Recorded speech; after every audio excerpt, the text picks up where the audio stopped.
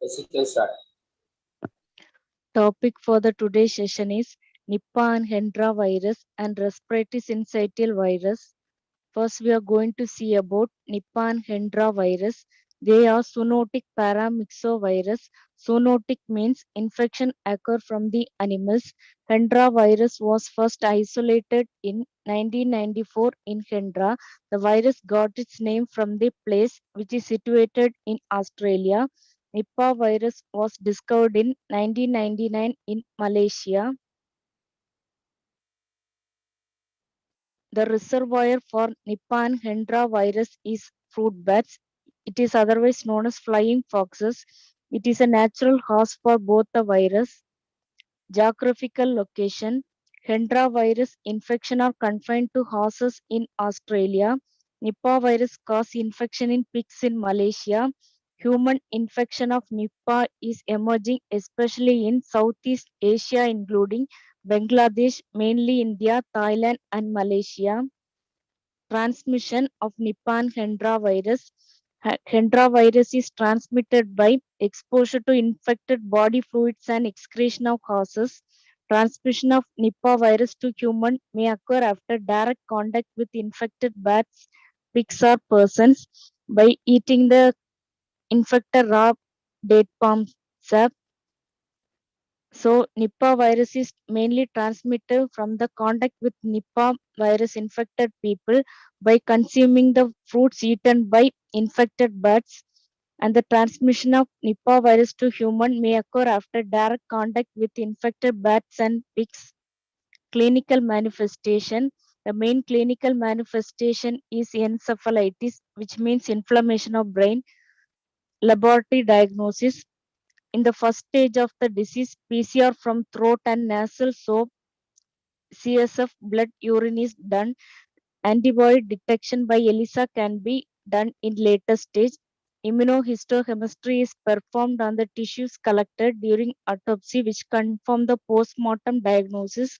They are also prone to cause laboratory acquired infections and are also classified as biosafety level 4 pathogens. Next one is the treatment. For Nipah Hendra virus, no antiviral drug is available. Vaccine.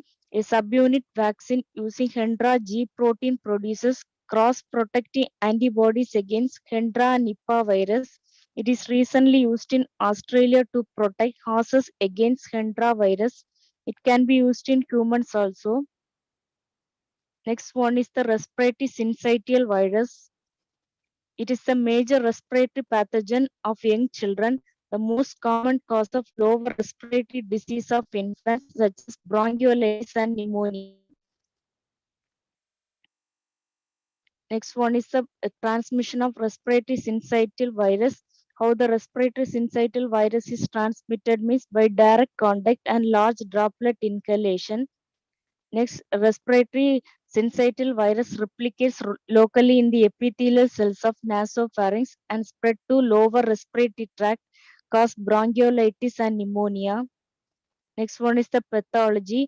Lymphocyte in large number will migrate to the site of the infection, and there it will secrete several cytokines which cause the following changes: peribronchial infiltration of inflammatory cells, submucosal edema, necrosis of bronchioles epithelium, formation of plaques consisting of mucus, cellular debris, and fibrin, which occlude the smaller bronchioles. Next one is the clinical manifestation of respiratory syncytial virus. Respiratory syncytial virus causes a wide spectrum of respiratory illness. The incubation period of respiratory syncytial virus is about 3 to 5 days. In infants, respiratory syncytial virus is the most common cause of lower respiratory tract infection, which below 1 year of age. It will cause bronchiolitis, pneumonia, tracheobronchitis in 25 to 40% of infected infants. The symptoms is it begins with running nose, fever, and accompanied by cough, wheezing, and dyspnea. The chest X-ray shows peribronchial thickening, diffuse interstitial infiltration, and occasionally lobar consolidation. Infection is severe in premature infants and underlying congenital cardiac disease. bronchopulmonary dysplasia, nephrotic syndrome, or immunosuppression in adult. Respiratory syncytial virus produces influenza like upper respiratory symptoms such as common cold, running nose, sore throat, and cough. Infections are common over crowded communities. Lower respiratory tract infection can occasionally occur among transplant recipients or immunocompromised adults or elderly nursing home residents. Respiratory syncytial virus will cause exacerbation and worsening of asthma or COPD. Recurrent infection, it is common in both in children and adults but is much milder. Next one is a laboratory diagnosis for respiratory syncytial virus. In that first one, antigen detection, direct identification of viral antigens on exfoliatal cells, ELISA detecting antigens in nasopharyngeal secretions. Next one is the virus isolation, a characteristic cytoplasmic effect syncytial formation, which means multiple cell formation appears after 10 days. Hence, it is named as syncytial virus. Shell vial technique is done to enhance the viral replication, which helps in the early growth detection within 1 to 2 days.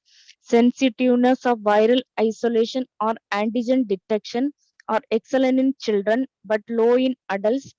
Reverse transcriptase, RT-PCR amplifying viral RNA has shown higher sensitivity and specificity, particularly in adults. Next one is the antibody detection. Various formats such as immunofluorescence, ELISA, and neutralization tests are available for antibody detection. Antibodies are often found in older children and adults but may not be elevated in children of 4 months of age. Serum antibodies of less diagnostic importance, rather they are the markers of prevalence of infection. Epidemiology, seasonality, mainly the respiratory syncytial virus will occur mainly during rainfall, winter, and spring, and it will last up to 5 months. Mostly the infection is not seen in summer.